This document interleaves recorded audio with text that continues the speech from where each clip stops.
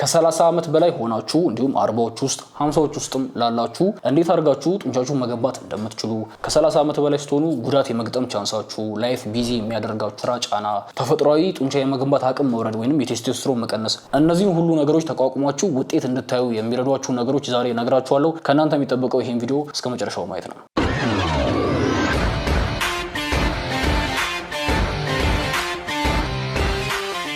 በየአመቱ ጡንቻ የመገንባት ቻንሳችሁ እየቀነሰ ነው የሚመጣው።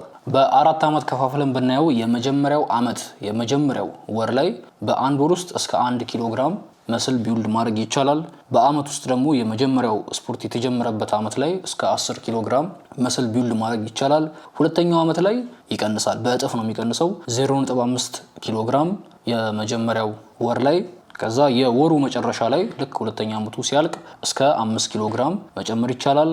ሶስተኛው አመት ላይ በወር ውስጥ ምን ያክል እንደሚጨምር አይታወቅም፣ ግን አመቱ ካለቀ ተጨማሪ እስከ 1.3 ኪሎ ግራም መስል ቢውልድ ማድረግ ይቻላል። ድሮ ሰዎች ስፖርት ከጀመሩ እስካላቆሙ ድረስ ለውጣቸውም እንደዛው የሚያቆም አይመስለኝም ነበር። ይሄን አይነት እይታ አሁንም ብዙ ሰዎች አላቸው። ስፖርት ይጀምሩና የተወሰነ ለውጥ አይተው ያቆሙና ምናልባት ባላቆም ኖሮ ለውጤ እንደዚሁ እየቀጠለ ይሄዳል። ያው ለውጥ እየቀጠለ ይሄዳል፣ ግን ሁሌም ሬቱ እዚህ ስክሪን ላይ እንዳያችሁት ሳይንስ የሚነግረን እየቀነሰ እንደሚሄድ ነው። ፊትነስ ጆርኒን በመጀመርበት ሰዓት ከገጠሙኝ ዋነኛ ችግሮች መካከል የፕሮፌሽናል ቦዲ ቢልደሮችን ፕላን መተግበር ነበር። ያን በመተገብርበት ሰዓት ፋት ሆንኩኝ። ምክንያቱም ትኩረቴ ኪሎ መጨመር ላይ ብቻ ስለነበር ኪሎ ቢጨምርም ግን አብሬ የሰውነት የስብ መጠን እያገኘው ነበር።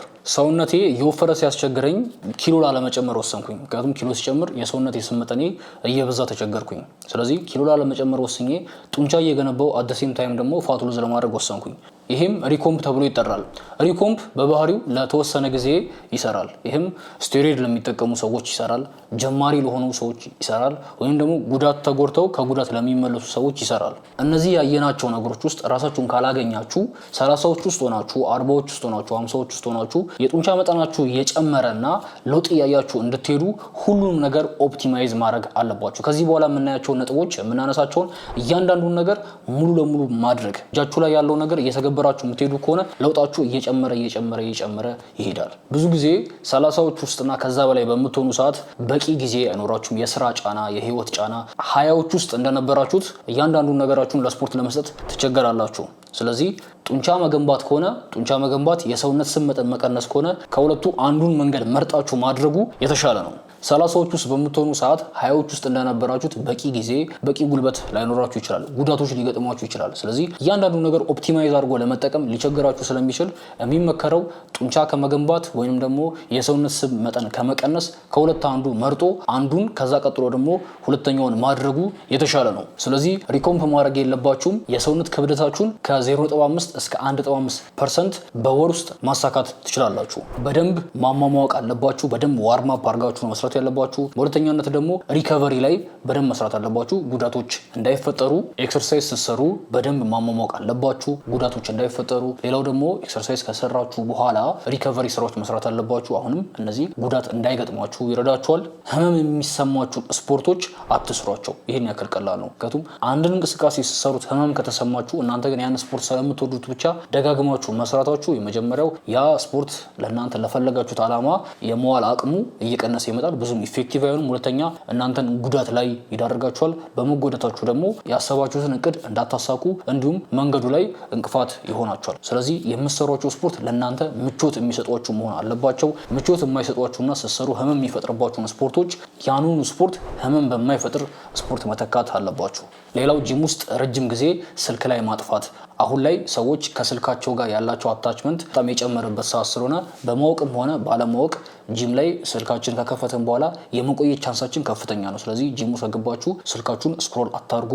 ጂም ውስጥ ረጅም ጊዜ ስልክ ላይ ማጥፋት፣ ከማሽን መዘዋወር፣ ከጂም መቅረት፣ በእነዚህ ምክንያቶች ለውጥ በማይመጣበት ሰዓት ተፈጥሮዬ ጥሩ አይደለም ወይም ደግሞ ስፖርት ለኔ አይሆነኝም ብሎ ማሰብ አስፈላጊ አይደለም። ጥሩ የምመክራችሁ ምክር የወርክአውት ፕላናችሁን በየጊዜው አትቀይሩት። የሆነ ፕላን ኖሯችሁ እና እየሰራላችሁ ከሆነ ያንኑ ፕላን ይዛችሁ ለረጅም ጊዜ ማስቀጠል አለባችሁ። ፕላናችሁን በየጊዜ የምትቀያዩበት የምትሄዱበት ከሆነ በዛ ፕላን ላይ ፕሮግረስ ማድረግ አትችሉም። ጥንካሬያችሁን እየጨመራችሁ ሄዳችሁ ክብደት እየጨመራችሁ ሄዳችሁ በዛም በቂ ጡንቻ ለመገንባት ትቸገራላችሁ። ፕሮግሬሲቭ ኦቨርሎድን አቺቭ ለማድረግ የምታነሱትን ኪሎ በጊዜ ሂደት መጨመር አለባችሁ። ያ ካስቸገራችሁ የምትሰሩትን የዙር መጠን መጨመር ትችላላችሁ። እሱም ያስቸገራችሁ ከሆነ የምታነሱትን የድግግሞሽ መጠን መጨመር ትችላላችሁ። በተለይ ከ30 ዓመት በላይ ሆናችሁ ወርክአውት ፕላናችሁን በየጊዜ የምትቀያየሩ ከሆነ ለውጣችሁ የዘገየው በዚህ ምክንያት ሊሆን ይችላል። የሶሻል ሚዲያ ስፖርቶችን መስራት ማቆም አለባችሁ። እንዲሁም ሆርሞን መጠንን ይጨምራል ተብለው የሚወሩም እንቅስቃሴዎችን መስራት ማቆም መቻል አለባችሁ። ትኩረት ማድረግ ያለባችሁ መሰረታዊ የሚባሉ ኮምፓውንድመንቶች ላይ ትኩረት ማድረግ አለባችሁ። እንዲሁም እነዚህ ኮምፓውንድመንቶች ላይ በጊዜ ሂደት ጫና እየጨመራችሁ መሄድ እንዲሁም በሳምንት ውስጥ 8 ሴት 8 ዙር በአንድ ጡንቻ ማግኘት ከቻላችሁ ከ80 እስከ 90% ጡንቻ የመገንባት አቅማችሁን ትጠቀሙበታላችሁ። ሌላው በጣም ሊረዳችሁ የሚችለው ከኮንሲስተንሲ ጋር በተያያዘ የምትወዷቸውን ስፖርቶች መስራት ነው። የምትወዷቸውን ስፖርት መስራታችሁ ትሬኒንግ ለረጅም ዓመት መስራታችሁ ስለማይቀር ደስ እያላችሁ እንድትሰሩ ይረዳችኋል። እንዲሁም ከ30 ዓመት በላይ በምትሆኑ ሰዓት ጊዜ ላይኖራችሁ ስለሚችል ድሮፕ ሴትን ሱፐር ሴትን መስራቱ ጥሩ ጊዜ ቆጣቢ የእንቅስቃሴ መንገዶች ናቸው። ቴስቴስትሮን ጡንቻ እንድትገነቡ የሚረዳችሁ ሆርሞን ከ40 ዓመት በላይ በምትሆኑበት ሰዓት በየአመቱ 1% እየቀነሰ ይመጣል። ስለዚህ ሰዎች እንደ ኤክስኪውዝ የቴስቴስትሮን መጠኔ ከእድሜ ጋር እየቀነሰ ስለሚሄድ ጡንቻ ማልገነባው ለዚህ ነው ብለው ያስባሉ። ነገር ግን ከቴስቴስትሮን በላይ ጭንቀት፣ አልኮል፣ በቂ እንቅልፍ አለመተኛት እና ከ20% በላይ የሆነ የሰውነት የስብ ክምችት ጡንቻ እንዳትገነቡ ሊያረጋችሁ ይችላል። ሃይፖግናዲስም ወይንም ዝቅተኛ የሆነ የቴስቴስትሮን መጠን በሕክምና ሊስተካከል የሚችል ነገር ነው። ስለዚህ ጡንቻ መገንባት አልቻልኩም እና አነስተኛ የሆነ የቴስቴስትሮን መጠን ነው ያለኝ ከሚለው በላይ ቅድም ያየናቸው ነገሮች ማስተካከሉ ጡንቻ የመገንባት አቅማችሁን እንድትጨምሩ ይረዳችኋል። ስለዚህ ውጤት እንድታዩ በደንብ መመገብ አለባችሁ፣ በደንብ መስራት አለባችሁ፣ እንዲሁም በቂ እንቅልፍ ማግኘት አለባችሁ። በተጨማሪም ስትረሳችሁን ማኔጅ ማድረግ ያስፈልጋል። የምትጨናነቁ ከሆነና የጭንቀታችሁ መጠን ከፍተኛ የሚሆን ከሆነ ብዙ ርቀት አትሄዱም። ያለማቋረጥ ጂም አዘውትሮ መሄዱ ለጤና በጣም ጥሩ ነው። ይሄ ምንም ጥያቄ የለውም። ነገር ግን በቂ የሆነ ጡንቻ አትገነቡም።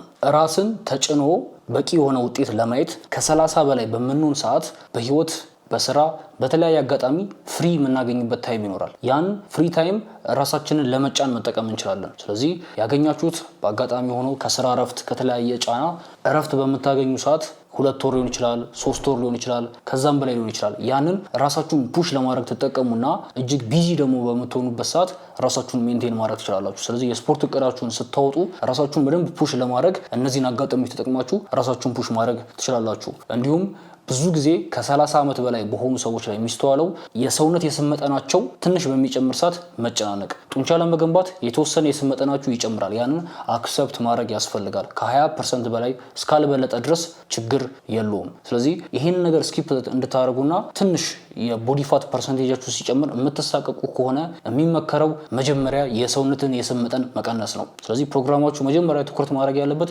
የሰውነታችሁን የስብ መጠን ከቀነሳችሁ በኋላ ቀጣይ ደግሞ ቀጥታ ወደ ጡንቻ ግንባታ ትሄዳላችሁ። ስለዚህ ነገር ግን መጀመሪያ ላይ ፋት ሉዝ የማድረግ ፕላን ላይ ስለነበራችሁ የሚጨምረው የስብ መጠን ብዙም አያሳቅቃችሁም፣ ከቁጥጥርም ውጪ አይሆንም። በዚህ መንገድ ራሳችሁን እየገፋችሁ ሄዳችሁ በዚህ መንገድ ራሳችሁን ፑሽ ማድረግ ትችላላችሁ።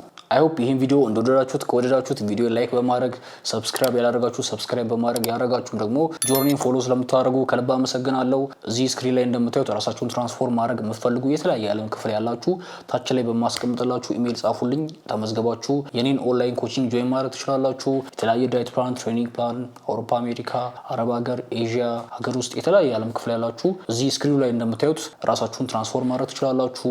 እንዲሁም ይሄን ቪዲዮ ስፖንሰር ያደርጉት ኤሌፋንት ሰፕሊመንቶች ታች ላይ ባለው ስልክ ቁጥር ደውሏቸው። ጥሩ ዴሊቨሪም አላቸው። በቀጣይ ቪዲዮ እስከምንገናኝ ድረስ ባይ